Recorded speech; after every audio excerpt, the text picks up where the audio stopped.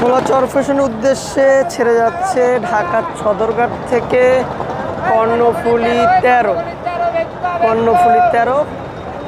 ঢাকা সদরঘাটের 10 নম্বর পল্টন থেকে ছেড়ে গেল দ্বীপ জেলা ভোলা বেতুয়া চরফ্যাশনের উদ্দেশ্যে কর্ণফুলী 13 এবং দ্বীপ জেলা ভোলার সবচেয়ে বড় লঞ্চ হচ্ছে কর্ণফুলী 12 এবং 13।